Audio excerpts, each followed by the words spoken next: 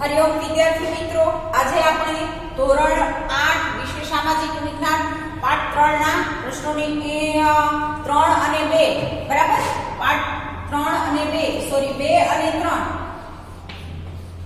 એ પાઠના પ્રશ્નોની ચર્ચા કરીશું. તો આજે આપણે પ્રશ્ન જોઈએ છીએ.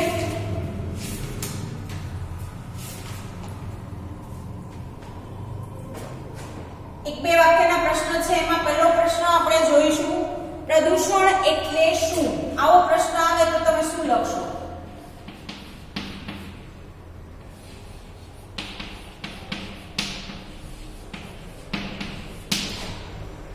તો આ રીતે જવાબ કરીને આપણે જવાબ લખીશું. બરાબર. પર્યાવરણના જીવન માટે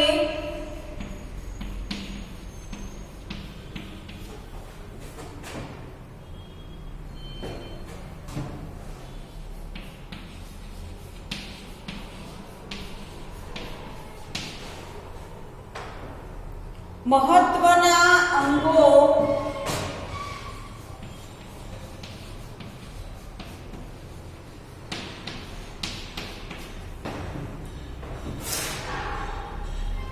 હવા, પાણી,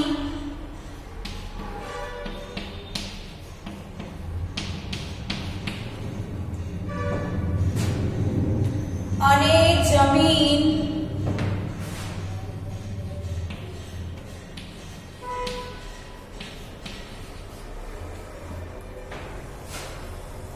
હાનિકારક પદાર્થોથી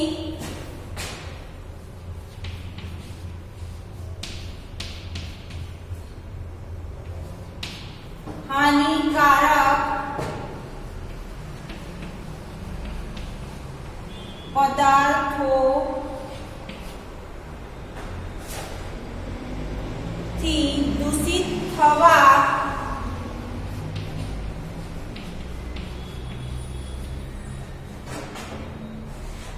થવાની ઘટનાને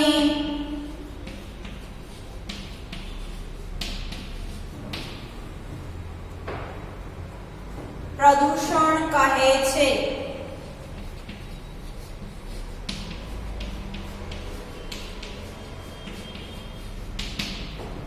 બરાબર, આ રીતે લખી શકો છો. પછી છે હવાના પ્રદૂષણથી કયો રોગ થાય છે? આવો પ્રશ્ન આવે. હવાના પ્રદૂષણથી કયા રોગ થાય છે? તો એની અંદર આવશે જવાબ. આપણે જોઈએ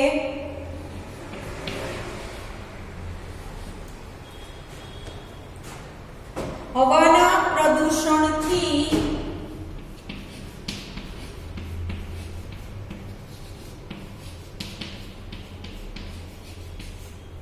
ફેફસાની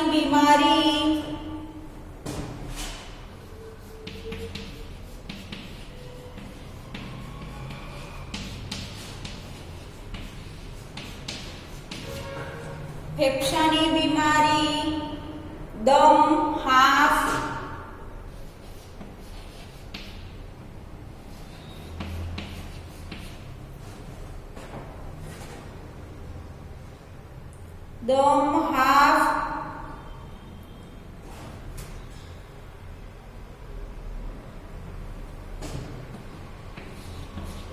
શરદી, ખાંસી,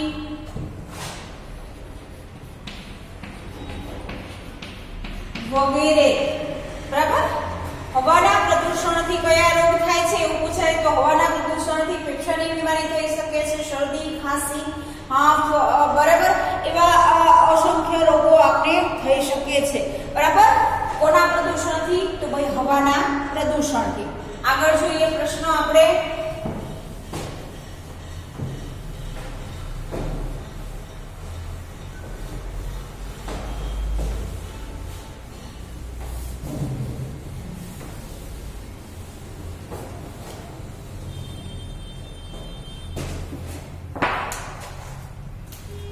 જળ પ્રદૂષણથી બીજો પ્રશ્ન જોઈશું.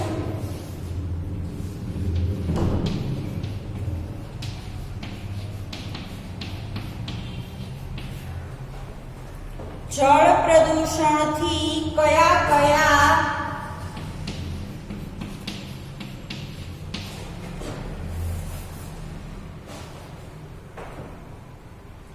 રોગોનો ફેલાવો થાય છે?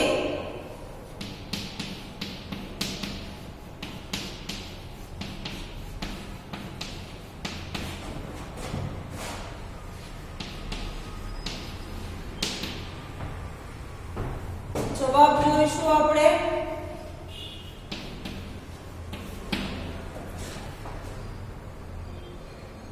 જળ પ્રદૂષણથી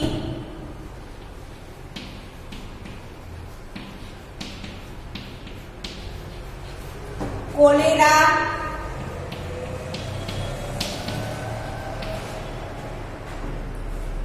કમળો,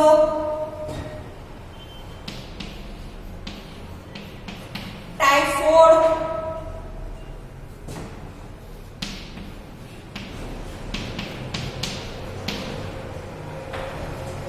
ઝાડા ઉલટી,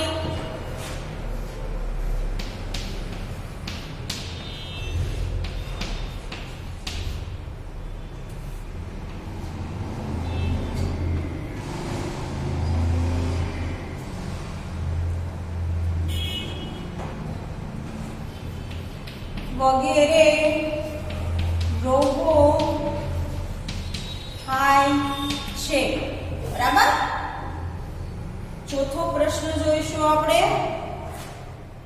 પેટ્રોલ ડીઝલથી ચાલતા વાહનો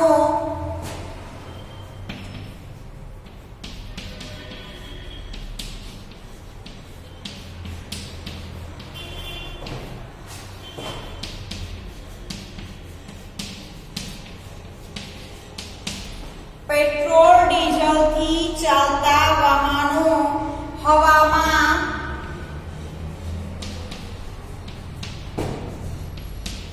કયા વાયુઓ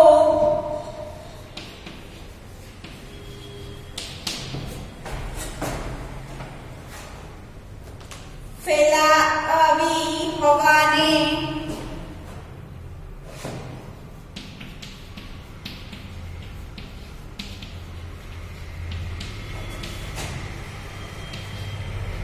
દૂષિત કરે છે?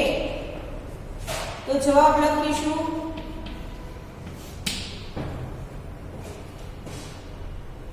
પેટ્રોલ ડીઝલથી ચાલતા વાહનો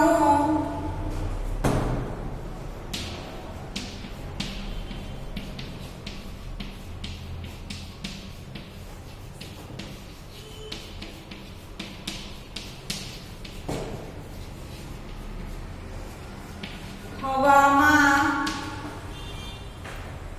નાઇટ્રોજન,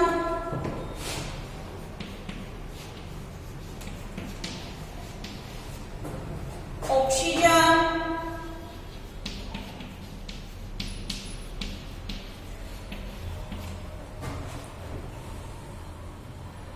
નાઇટ્રોજન ઓક્સાઇડ, ઓક્સિજન ની ઓક્સાઇડ, નાઇટ્રોજન ઓક્સાઇડ, પછી કાર્બન મોનોક્સાઇડ,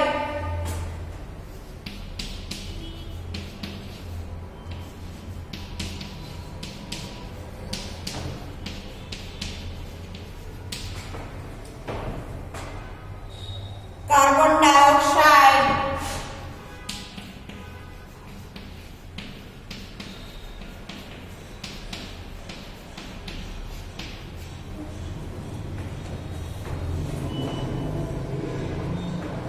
ફેલાવી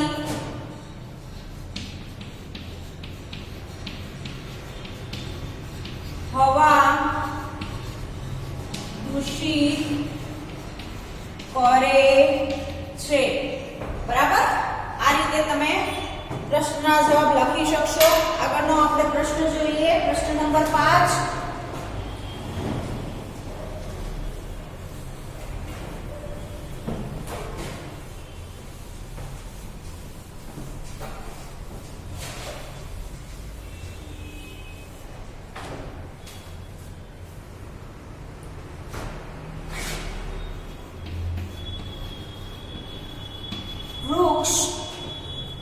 વૃક્ષો અને વનસ્પતિ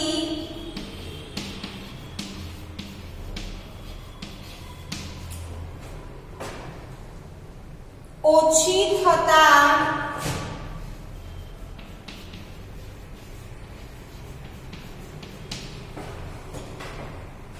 હવાનું પ્રદૂષણ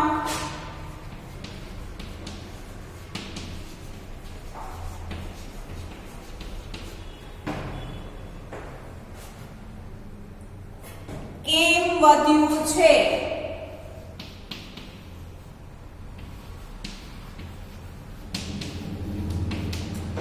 જવાબ જોઈએ.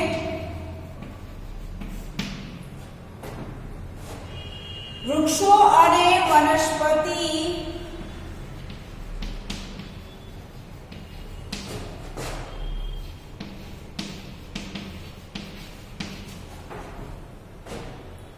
ઓછી થતા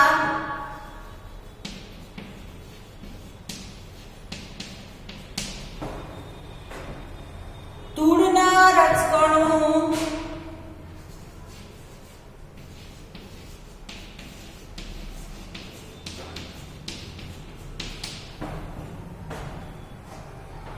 ઉડીને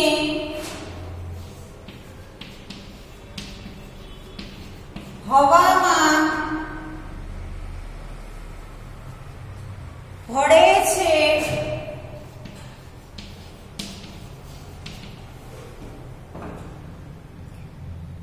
તેમજ કાર્બન ડાયોક્સાઇડ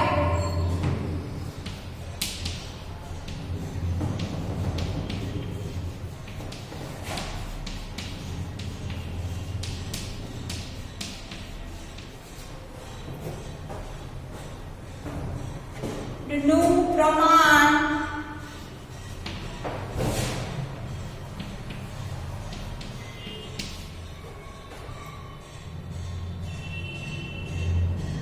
વધે છે.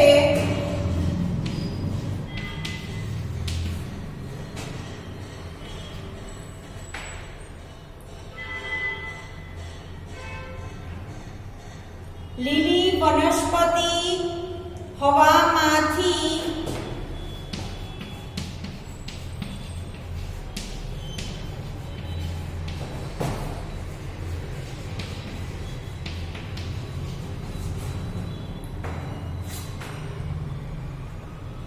CO2 ગ્રહણ કરી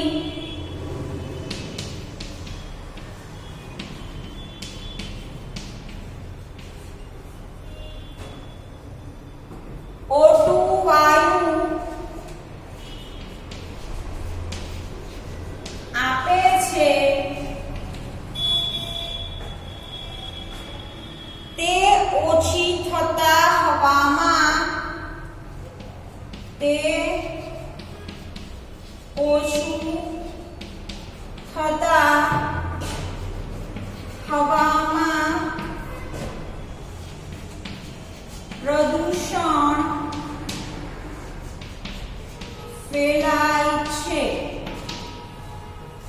બરાબર.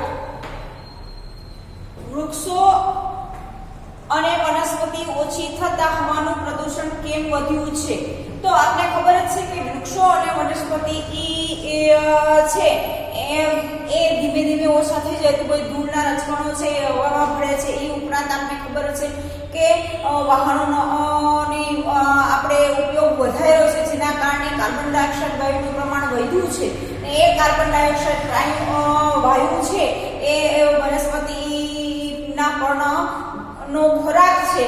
એ ખોરાક તરીકે ઉપયોગ કરે છે અને આપનો જે પ્રાણવાયુ છે O2 ઓક્સિજન વાયુ એ બહાર છોડે છે, જેના કારણે એમ કહેવાય કે પ્રદૂષણ થતું અટકે છે. જો આ વનસ્પતિનું વધારે આપણે વાવેતર નહીં કરીએ તો આવનારા દિવસોની અંદર આપણે પ્રદૂષિત હવા લઈએ જ છીએ વર્તમાનની અંદર, પણ એની અંદર હજી વધારો થશે. એટલે આપણે હવામાનને શુદ્ધ રાખવા માટે વૃક્ષો વાવવા ખૂબ જ જરૂરી છે. બરાબર. વૃક્ષો છે એ આપણે ઘણી બધી રીતે મદદરૂપ થાય જ છે, આપણે ખબર જ છે. બરાબર. વરસાદ લાવવામાં, ભેજનું પ્રમાણ જમીનની અંદર સંગ્રહ કરવામાં, એ ઉપરાંત ઘણી બધી વનસ્પતિઓ ઔષધિઓ મળે છે, બરાબર. તો એ આપણે ખબર જ છે કે ભાઈ વૃક્ષો આપણા સૌથી સરળમાં સરળ એમ કહીએ કે ભાઈ મિત્રો છે એવું આપણે કહી શકીએ છીએ. ત્યારે કે ભાઈ એ આપણા જીવનની અંદર બધી જ રીતે ઉપયોગી છે. તો આ રીતે તમે પ્રશ્નના જવાબ લખી શકશો, બરાબર. હવે આગળ આપણે જોઈએ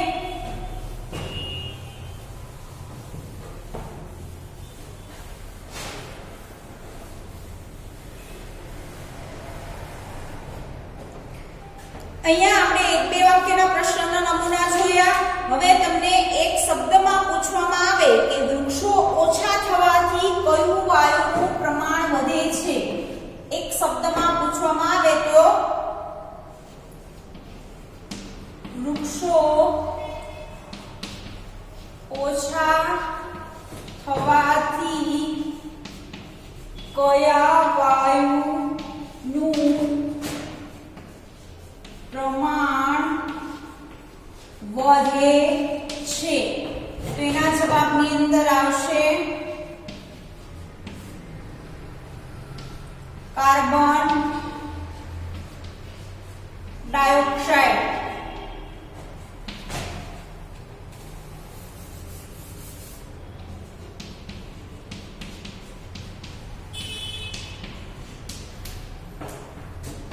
કૌંસમાં CO2 લખશો તો પણ ચાલશે, બરાબર. કાર્બન ડાયોક્સાઇડ નું પ્રમાણ વધે છે, બરાબર.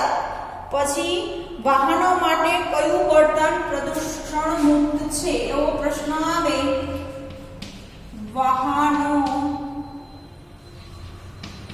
માટે કયું બળતણ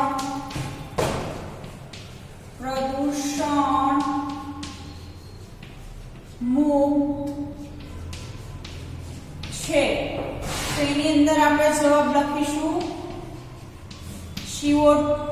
CNG, બરાબર. CNG ગેસ છે એ પ્રદૂષણ મુક્ત છે, બરાબર. CNG ગેસ આપણે જે વાહનોની અંદર ઉપયોગ થાય છે, બરાબર, એ પ્રદૂષણ મુક્ત છે એવું આપણે કહી શકીએ છીએ. કોઈ એનાથી પ્રદૂષણ ફેલાતું નથી. માનવ સર્જિત સમસ્યાઓમાં કયું પ્રદૂષણ અગ્ર સ્થાને છે. માનવ સર્જિત સમસ્યાઓમાં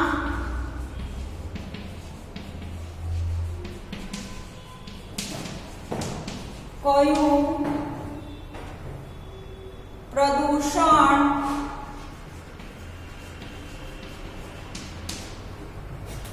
અગ્ર સ્થાને છે.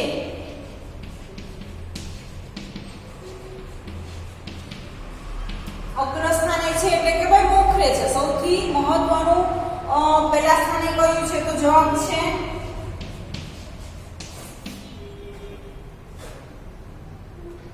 પાણીનું પ્રદૂષણ, બરાબર. પાણીનું પ્રદૂષણ છે એ સૌથી મોખરે છે. એનો જવાબ આવશે પાણી પ્રદૂષણ, બરાબર. આ રીતે તમે ટૂંકા પ્રશ્નના જવાબ તમે લખી શકો છો.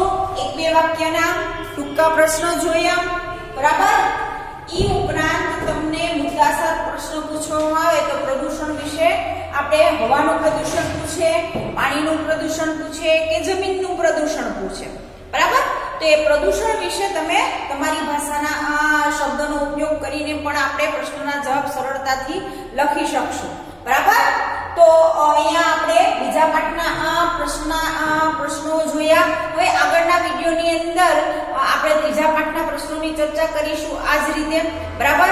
મુદ્દાસર પ્રશ્ન તમને શીખેલા જ છો આગળના ધોરણમાં, એટલે મારે કહેવા પણ છે નહીં, બરાબર. પોઈન્ટ વાઇઝ જ લખો છો તો એ રીતે જવાબ લખતા રહેજો, બરાબર. પ્રશ્ન લખવાની ઘરે પ્રેક્ટિસ કરવાની છે. જે લોકોને નથી આવડતા એ વારંવાર લખીને પાકું કરે, બરાબર. જેના કારણે અક્ષર ખરાબ થતા હોય તો સારા થવા લાગે. એ ઉપરાંત આપણે યાદ ન રહેતું તો યાદ પણ રહી જાય, બરાબર. લખવાથી આપણે ઘણા બધા ફાયદા થાય છે અને આપણી પાસે પૂરતો સમય છે તો એ સમયનો આપણે ઉપયોગ કરીશું, બરાબર. તો આ વિડીયોની અંદર અહીંયા સુધી રાખીશું.